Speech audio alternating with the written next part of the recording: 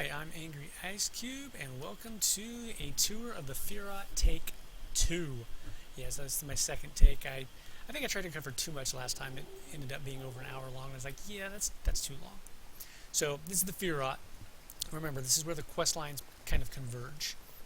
Now, that's not to say that you have to do these zones in any particular order. I'm just following basically the storyline itself. Now, they kind of gently herd you along. You don't have to go to Antonica as a good character. You could go to the Common Lands.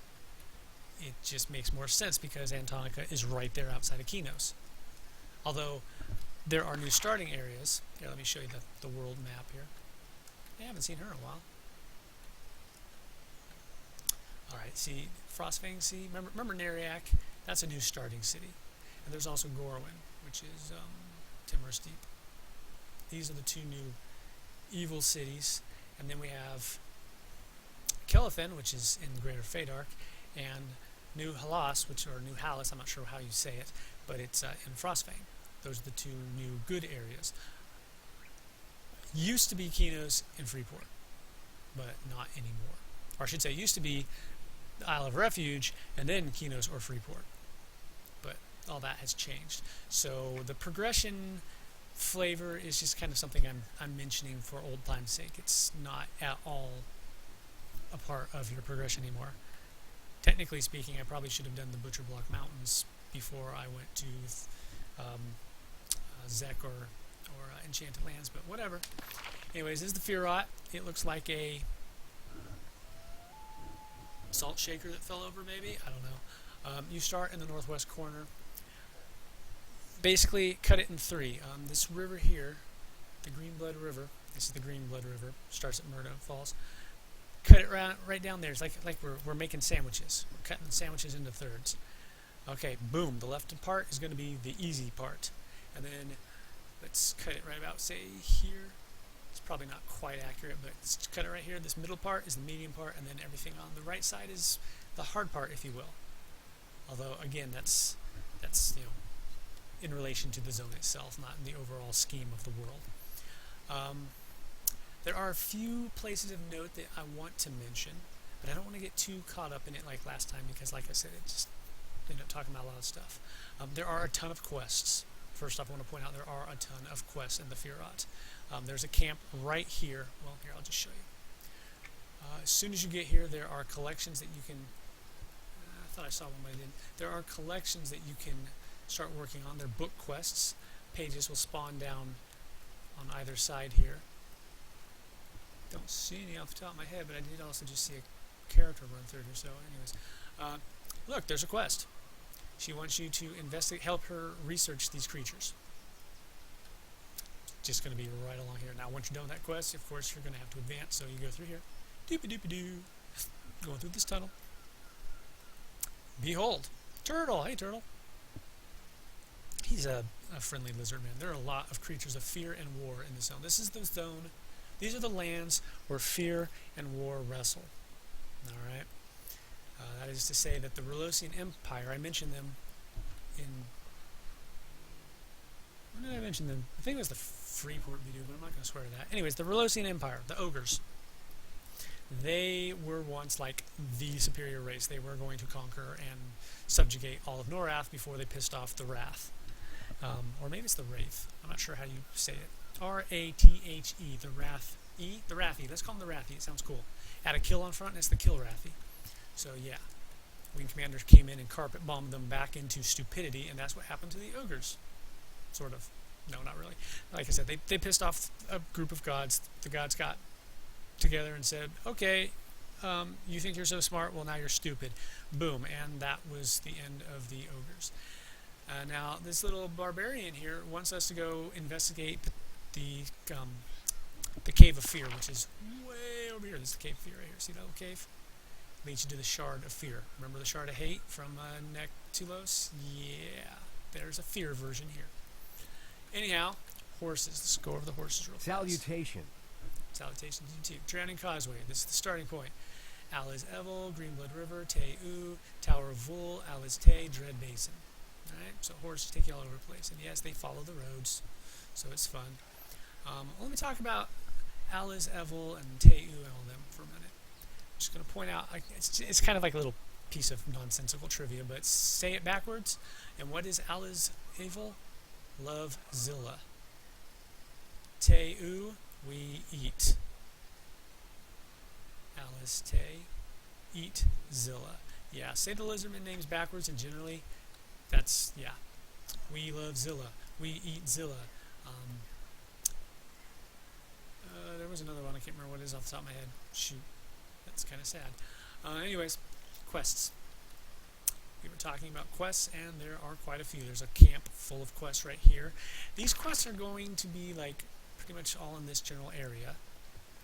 It's, you know, various kill or collect type things. Nothing too much to say about it. But if you need a transportation hub, Feerrott is not bad. Because the globe, which is right over there, you'll recall, is relatively close to the spire. It's not the best transportation hub by any means, but it's good. Because it also has another hub. Chains of Eternity, the Afterlife. Chains of Eternity takes place in the Afterlife. Spoilers. Yeah. By the way, there is a statute of limitations on spoilers, which means if you haven't played Final Fantasy VII within the last 20 frickin' years or however long it's been, I do not feel any remorse for spoiling the fact that one of the main characters dies at the end of the first disc. It's like, sorry, dude. I had a friend who threw a fit 3 years after it came out because some customers were talking about he worked at GameStop, and it's like, dude, you've had the game. You've been at that part for 3 years. It's not their fault. You just didn't play it. Anyhow, Wizard Spire. Yay!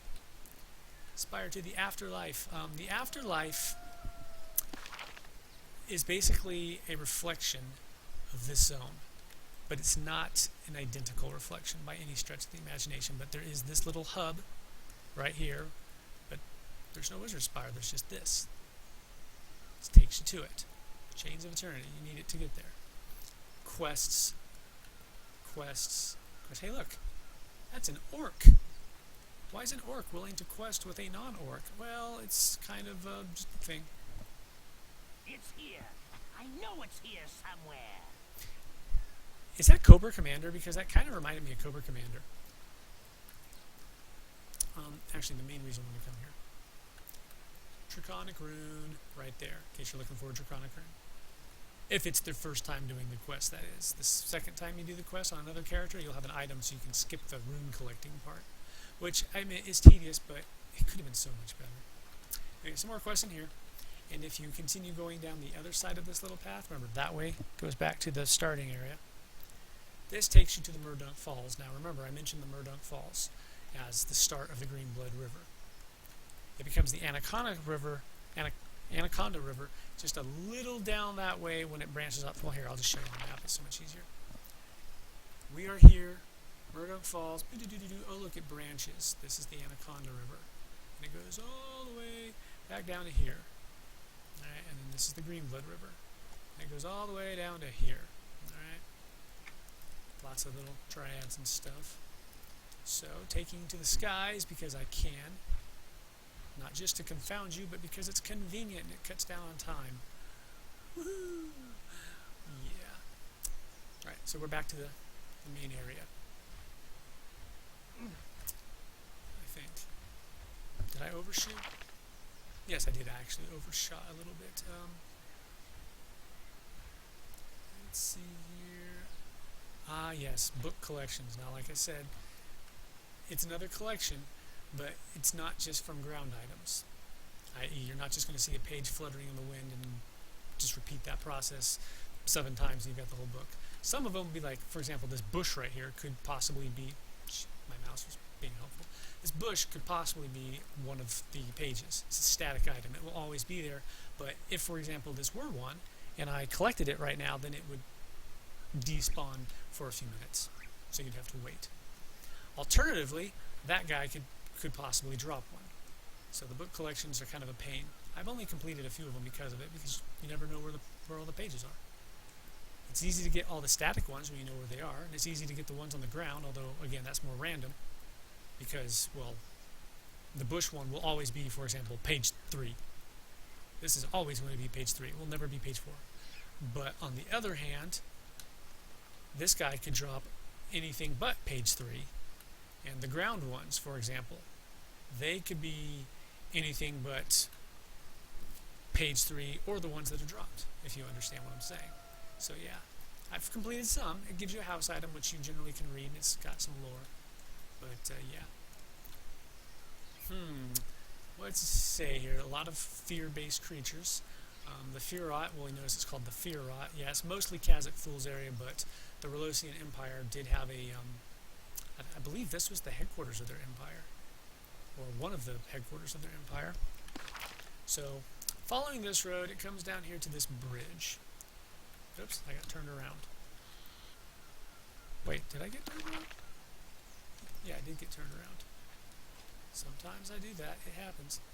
Following this all the way down here, there's going to be some lovely camps, and a whole bunch of these, and there's spiders and dragonflies and flying snakes and manticores and ettins and all sorts of cool stuff. This place has got some cool stuff. Oh, heritage quest alert, these guys. Flurb, Purd, Herd, and Fug. Yeah, I know Fug doesn't quite fit the scheme, but he's cool that way. There are 4 of these guys. You need them for a quest. I'm not going to say more than that, but yeah. Their names, they spawn.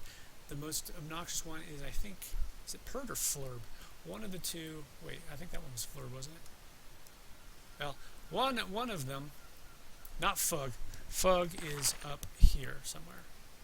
But one of them spawns on this bridge and runs this road, and he goes all the way to here, and then despawns. Now, I want to mention this too. I mentioned this in my last take, so I'm going to mention it again. Prud, okay, it's Prud, that's this. This mob spawns and travels north, then east, and despawns in the Tower of Vul. Now, normally, these little hints are cool, except when they're fucking lying, like this one. He doesn't despawn at the Tower of Vul. This is the Tower of Vul. If I had kept my last take, you actually would see him, because I ran into him over here. He was right here as I came away from this camp. I was like, see, he doesn't despawn at the Tower of Vul. So yeah, I don't mind the user added tips, but check them, because a lot of them are just flat out full of crap. Just a cursory glance tells you this guy doesn't know what the fuck he's talking about. Also, Draconic Rune. Number 26. Alright, so let's just continue down south. Fear Camp. There's a bunch of these camps. There are a lot of items, by the way, that give you quests. I'm sorry, not quests. Been doing a lot of translating lately, and my ability to speak has been suffering because of it. Then I've been really dehydrated lately. It doesn't seem to matter how much water I drink. And you're thinking, then why are you drinking Pepsi right now? Because it doesn't seem to matter how much water I drink. I drank a ton of water last night, it didn't help. Actually, it just gave me a stomachache. Anyhow, there's Herd. Everybody's heard about the word. I get it. Yeah, I know. It's awesome.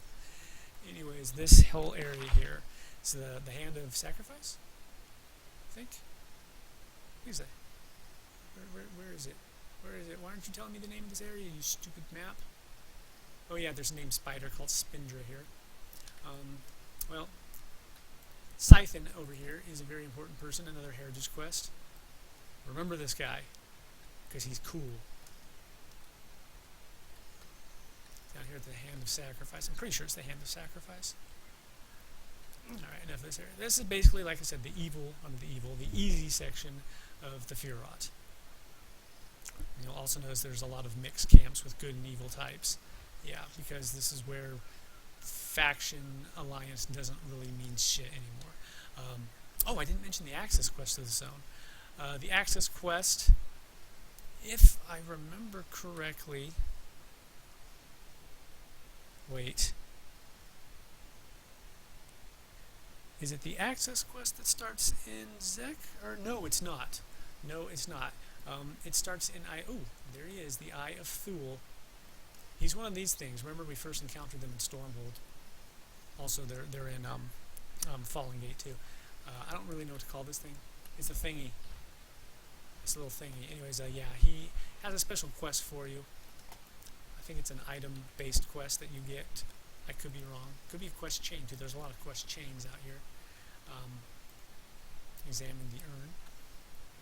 I think actually this scroll might be one of the runes too. Not entirely sure. The runes, yeah, they're all over the place. Anyways, I was saying about him. He gives different quests. I'm going to keep pointing out that there are a lot of quests because people always complain about how there's nothing to do and bullshit. I'm not going to be one of those people that says, like, 90% of all players just skip the entire game, because I don't know how many percent of them, but a very large portion of the high-end players that I know did, in fact, skip. And here, I'll tell you a little anecdote about that. There was this guy I started playing with, and hell, you just actually saw a player ride by on a horse. This game is not dead. There are people out there to play with. Oh, Druid Ring. Much like the Spires, the Druid Ring here used to not be here. It was destroyed. But there was a world event which consisted of, well, restoring them. Some were done for the Spires, and then some were done for the Druid Rings. But anyways, little anecdote. I met this guy in the Moors of Akesha. He had just started playing 2 days before I met him. He's a pretty cool guy. He was a mystic, and it was fun playing with him. Good conversations and stuff like that. But he had a huge problem. One, he had a lot of trouble finding groups. And I looked at him, I was like, at the time, the level cap was 80, and he was level 80. And I was like, wait.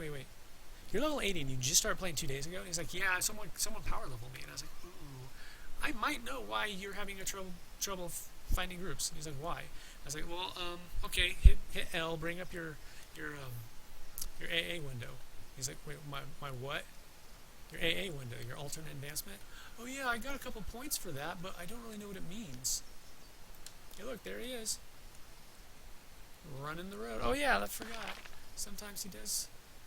Oh no, that's right. Yeah, he goes this way, and he goes this way, and then he comes back up, and then he runs across the bridge over here. Yeah, getting this thing down. Got confused for a moment there.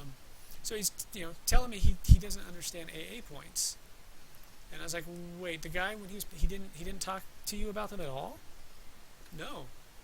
Yeah, he had a total of something like 20 AA points at level 80, and none of them were spent. And I was like, well, you're max level, but you're also not at all close to max level. What do you mean? I said, AA points, put bluntly, AA points are still a part of your level. It's just the leveling system's got different because you can't level past 80. So they added AA points in. They were supposed to originally give you customization options for your character, but yeah, due to some mechanics not working, and it's just the nature of the game, really. There becomes a real way to do it and a stupid way to do it, unfortunately. Flavor of the month type crap. And it's like, that's a real shame because I wanted customization. I didn't want to be a swashbuckler, so, I know exactly what skills you've got. That's just lame. And it's not entirely like that, but in most cases it might as well be. Anyways, there's Bouncer Fug there, doing his thing. There's the altar of 4 cannons is over there. And we're coming up on the Tower of Vul. Now, I've mentioned the Tower of Vul, just not directly. I keep talking about this zone with the security feature that consists of rotating zone ends. Man, I got the hiccups bad today. The thing about that is the Tower of Vul is the one surefire way of getting into that zone. It's called the Obelisk of Lost Souls. The Tower of Vul is a static zone in, but it's also in the highest level of all the different zones that you can find the zone ends. I mean, not all the different zones, but yeah. Here it is. Obelisk of Lost Souls. That little purple thing. Now, even if you can't see that purple cloud, because sometimes it doesn't show up right away, it's there. This is the static entrance. This is the surefire way of getting to the Obelisk of Lost Souls. The other 4 zone endpoints, the one that rotates, they don't take you inside the Obelisk of Lost Souls itself. They do take you inside the zone, but the Obelisk of Lost Souls is not just a zone, it's also a construct, a building. It's a structure within the zone. It's the Obelisk of Lost Souls itself. And this will take you, basically think of it as a castle. This will take you to the courtyard. The other ones will take you just outside the drawbridge. And then you have to do an access quest to get inside the courtyard. which you may still need to do. I'm not sure. I don't think they took it out. There is an access quest on the inside that doesn't actually go in your journal, but there are hints that tell you how to unlock each floor. It's kind of a pain in the ass, more so because every time you go in, you have to do it over again. You don't get permanent access. It's not like the Nectropolis Castle Library. Every time you go in, you have to do this. It's a relatively small procedure, and I think they've made it so that the enemies involved respawn more often now, but yeah, it could be a real pain in the ass. The thing is, if someone else had just recently done it, then you can skip that particular procedure, because it will still be open for everyone who comes through. It only lasts for a while, and then you have to do it again. Anyways, this is the Tower of Vul. We're not going in. We're not going with that one's a special zone, and it's going to get its own little thing. Anyways, following the road. Notice that the road here circles around it, but it also continues straight. So, yay!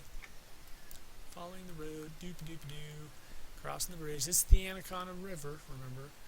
Now we're in the hard section. It's not really all that hard, but yeah, the enemies are slightly harder here. Difficulty ramps up a little bit. If you've never played Dragon Quest, or I should call it Dragon Warrior on the NES, you probably won't get the reference, but we just crossed a bridge, and now the area is a little harder than the previous one. Hey look, players. But remember, there are no players in this game because this place is dead. Here's one of these towers. Examine the monument. Then you got this little lake here, and then the road. It's up on the top of this hill here. And this is where he finishes his lap. He runs down to, I think, that gate that you can just barely make out maybe where my cursor is, and despawns. Coming up on another lizard man camp, by the way. This one's more of a lizard man camp than most of the others we've seen. It's got some walls and tents and stuff. And oh look, a distressed merchant. I don't think I've ever mentioned these before. Basically, it's an NPC that is being harassed by enemies. It's a ring event. You kill all the enemies surrounding them, and it's usually more than 3. That's usually like 12 or so. And once you clear them all, if you clear them within the time limit, distressed merchant will turn into a gratified merchant or something, and will either maybe sell you some items or repair your gear, which is not all that important anymore, or something. It can be a place to offload junk. They could sell, like, there's a couple of zones where they will sell you quest starters. Hey, look, another one. They're generally cataloging quests where you have to find certain enemy types and use this one, catalog creature. Yeah, it's kind of cool. So yeah, that's what those do. But there's no content in this game, right? Anyhow, going through here, this is the real hard section. You run through this little thing here. It's still the Anaconda River, but we're now in the Gulch of Thule. Hey look, there's your language shrine. There it is. This is the one that corresponds with Rivervale. Alright, there's only one shrine left to find now, and that's the Everfrost / Lava Storm shrine. Here's those pages I was mentioned before, but yeah. Lots of manticores and those dragonflies. We're going to run into some golems. There are several names in this area. Silent Wing is a dread sitar. Notice how his name is capitalized. I don't know if you can make it out on the resolution or not, but there's a dread sitar somewhere around here. Who cares? We don't need to see him. It's one of these. There's a what is it? A manticore terror fiend. He's a big one of those. There's a Thulean neophyte, I think it's called. It's named one of the, or, well, I guess he's kind of named. He doesn't have a name, but yeah. He's a special one of those. And then we've got Thulean magus. There's a manticore terror lord. How's he going, buddy? Haven't seen you in a while. Actually, I just saw you when I was filming last time. Please don't eat my camera crew. Lots and lots of harvestables in this area. Yeah, this the golems I was talking about. There's I think it's a Thulean magus named version of these. They'll just be standing somewhere in this general area. There are a couple of, almost forgot. This is the Temple of Kazakh Thule. That is a heroic zone, kind of like Nectropos Castle. Yeah, that's like the Nectropos Castle of the Feerrott. So that would be the Magus, but again, you don't need to see what he looks like, because that's what he looks like. Acrimoniad, that's the first epic I wanted to mention. He is a contested ×2 raid. It's him and Fragrant Demise, Seedling, and Sorrow. Is there a fourth one? Maybe not. Oh no, I think there's 4 total, him included. Yeah. He's not that tough. I mean, he's the lowest type of epic ×2. Big deal. That, on the other hand, Vazgok the Cursed, is a ×4. These are, again, contested. They're not always up. But when they are, well, here you go. There's a guild achievement for killing him, I think. I've killed him in the past, although not with Rose. But more importantly, yes, Doom, Despair, and Agony. This is a heritage quest starter. After you kill all 3 of them, they'll drop a journal, which will take you into the Temple of Thule right there, where you will kill many, many things and get yourself a heritage item. I would take you into the Temple of Thule, but honestly, it'll add too much time, so that'll get its own special thing too. Probably do that next. And coming up on the end of our little quest, not quest, tour, the Cave of Fear. Inside here, this is the stuff that nightmares are made of. Phantasm, Samhain, Horror Hounds, Disciple of Fear. Oh, speaking of Horror Hounds, these are Hellhounds, as you can see. There is a collection quest inside the Tombs of Night. Remember, that was the first story arc in Nectalos Forest?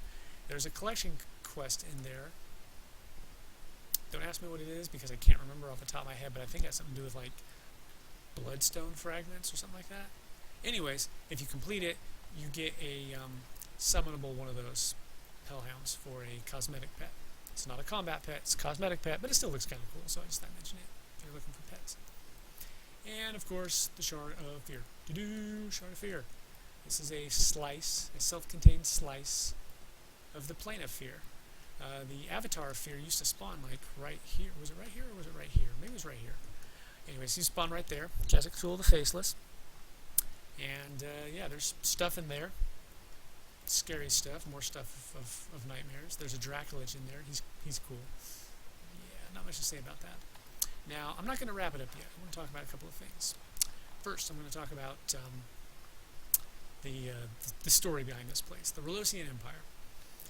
Alright, there was, again, I'm not entirely sure if it was the headquarters or just a headquarters, but there was a stronghold of the Relosian Empire based in the Feerrott.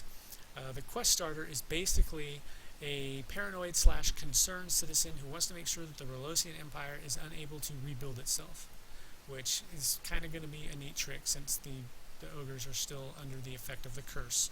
They're in no position to rebuild their empire, believe me. And even if they did, they're not the masters, tactician, strategists that they used to be. So, yeah. But anyways, they send you to different places, and you do a boat ride as usual, and it leads you here. Yay. Again, it was an access quest. You don't have to do them, but it's just a little flavor. Might as well do them. I mean, people always complain about how there's nothing to do, and it's like, did you do this? Did you do this? Did you do this entire story arc? No. Well, why didn't you? Boring.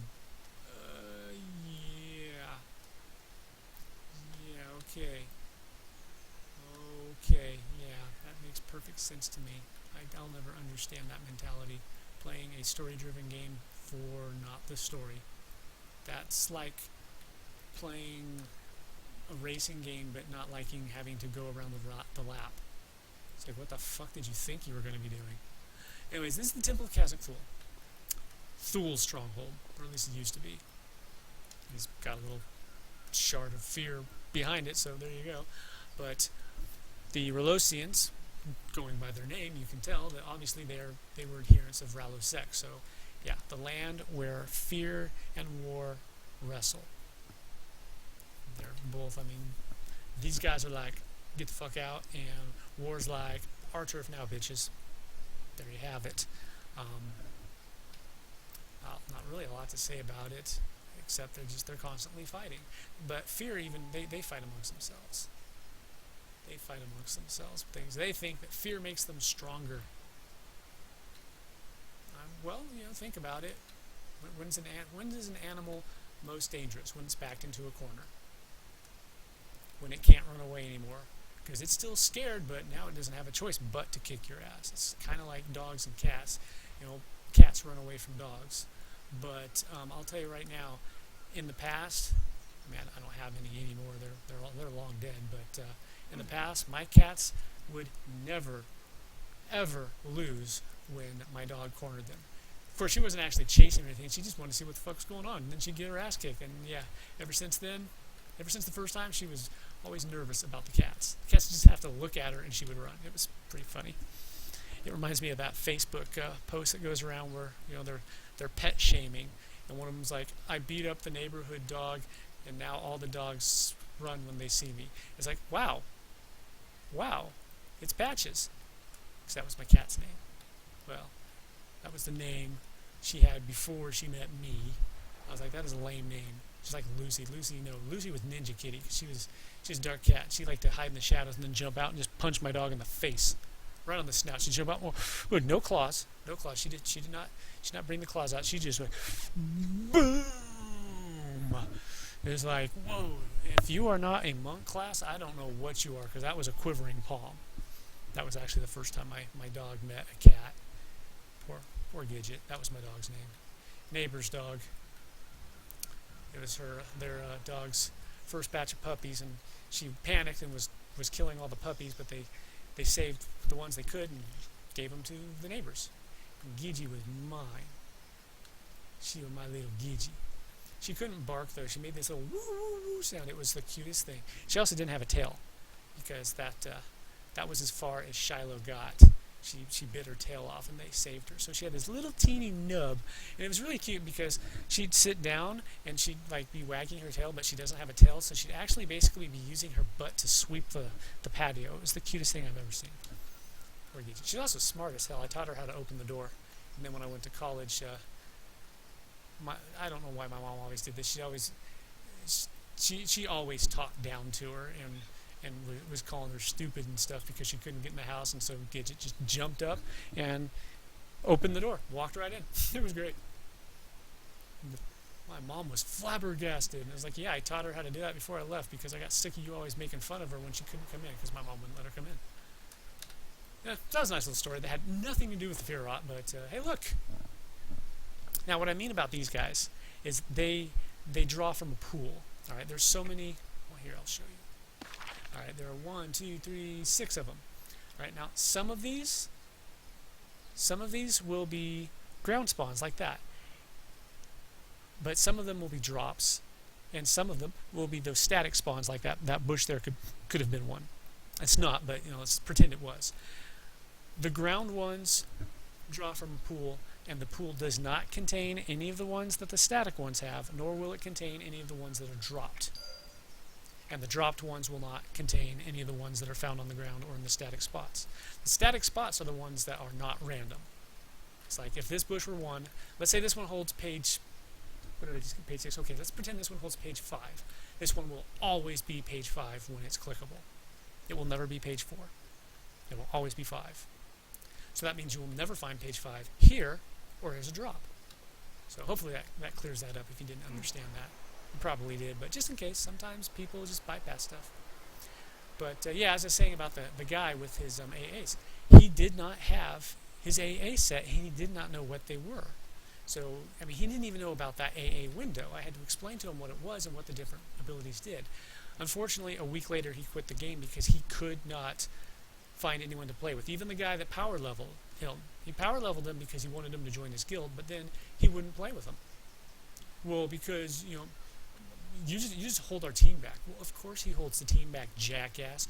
You crippled him is what you did. You didn't explain to him what his abilities were, not ability, what his traits were, how they influenced his performance, and you just completely brought him up to a whole new level of gameplay, because in-game is completely different from starting game.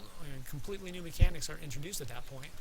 And you just expected him to magically just be like the Messiah. It doesn't work that way, buddy. And a lot of people, they make that same mistake. I've seen that happen so many times where really good players, potentially good players, just they quit because they got frustrated. And I will play with those people. I will try to help them be good. But again, I don't like helping people who aren't willing to help themselves. If you're not willing to put in the effort, it's like a personal trainer. It's like, okay, if I want you to run 20 laps, don't complain to me when you sit on your couch and eat straight Crisco and you didn't lose any weight. You didn't put in the work that you need. You didn't do your part. You didn't do your part. So why should I help you anymore? And yeah, I can be a hard ass about that. I've had to be. I literally have had guildies in this game who would not set their own skills, would not upgrade their own skills, but would give me their name and password, have me log in and do it for them reluctantly. I do not like doing that. This is one of those pages I was talking about. Alright? It will always be that page. Notice how I can't click it anymore. Now in like 5-10 minutes it'll respawn and someone else can click it. And again, it will be this page, which I don't have. It's page 1. But if you look at the item itself, oh, this one isn't. Usually the ones you get from the plants or the rocks, the static ones, they're usually lore and no trade, so you can only have one at a time and you can't give it to anyone else. But they might. Actually, I think they did take off the no trade thing. I think I do remember them doing that. Anyways, I don't like setting people's stuff for them because A, you're paying them. Well, it's your account. Whether or not you're paying money to play, it doesn't matter. It's your account, so it's your character. Therefore, it's your choice. Play the character you want to play, not the character I want you to play. Now, if I'm paying your bill, then I do have some say because I'm paying your bill. Damn it, I'm paying your bill. I do get some say if I wanted to. I can understand that attitude in that situation, but it's also against the rules. Don't give out your name and password. You're not supposed to log in as people. And there have been times when I flat out refused to do it. I just said, no, I'm not going to do this anymore. I'm not going to do this anymore. I don't like doing this. If you want to take like a screenshot of what you've currently got and email that to me, I will look at it and I will give you tips or pointers or suggestions. It's one of the reasons why I have one of every class, is because a lot of people think of me as a kind of encyclopedia. And I know why. It's because I look this stuff up. I read about mechanics and whatnot so that I can know not to put points into something that doesn't work. I'm not one of those, don't put points in this because I said so. Why'd you say so? Because it doesn't, it's no good. Why is it no good? Because I said so. I'm not one of those people. There are people who are elitist like that, play my way or no way. I'm not one. I'm one of those people who's like, don't put points in this. Why? Because in theory, it's a great ability, but in execution, it actually doesn't work. Currently, the mechanic it isn't there. It's like putting points into a stat that does. It would be like as a scout putting points into intelligence to increase my spell damage. Yeah, in the old days, that's a great idea because spell damage was based off intelligence. Doesn't work that way anymore, so I would literally be throwing those points away. Intelligence does nothing for me. So yeah. Anyways, that's the Feerrott. Let's just run down here real fast. The Temple of Thule was important for a reason. I'll get more into the zone itself later, but the Froglocks were a unlockable, playable race that, contrary to what Sony initially said, were not in game at launch. Thanks, Sony, but fuck you. You had to go here, use this item that I may or may not have. I can't remember if I've done the quest on this guy or not. But there's this item you got from this quest line that would lead you here. You use it, and it takes you to the Froglock village. It's a hidden place. Everyone thought the Froglocks were extinct, but they're not. They're actually being enslaved by Vinicor. Remember Vinicor, the dragon head in my guild hall? Yeah, he's an asshole, and he enslaved the Froglocks. But some of them escaped, and they were in hiding from him, and they're looking for brave adventurers to go kick his ass so they can be free. Well, you find him in the Temple of Thule. More importantly, you find that particular zone in the Temple of Thule. This is in the quote-unquote medium area. It's not necessarily true medium, but generally this is an easier area to go to than deeper in. You know, they hit a little bit harder. They have a little more skill stuff, etc., etc. The deeper you go. Yeah, not a page. I'm gonna pick it up. Just like, hey, what's it going? What's it going, dude? Hey, how's it going? Yeah, he's running. He's having a good time. So, yeah, that's the Feerrott. Not a whole lot to say about it now. I mean, you've basically seen it. There are a lot of collectibles all over, not collectibles, harvestables all over the place, but especially up here. There's a ton of harvestables up here, but really there's a ton of harvestables all over the zone. This has always been my go-to. Basically I just go to the middle area and just kind of run up and down like this. Ooh, unless you're looking for fish, you're kind of limited in selection there. It's got to be the rivers and the lakes. But yeah, so that's the Feerrott. I suppose next time we will. I don't remember if I said it or not. Because remember, I just did 2 takes on this, so I can't remember if I said it in the last one or this one. But progression-wise isn't a thing really anymore with regards to the order of the zones you do, because there are others. But I would say that the Obelisk of Lost Souls probably would come before the Temple of Thule. So we'll probably do that next. Then again, actually no, we won't. We'll probably do the temple simply because it's more contained, it's a little smaller. So, yeah. Anyways, whichever one we do, I'll see you next time. Thanks for watching, and peace out.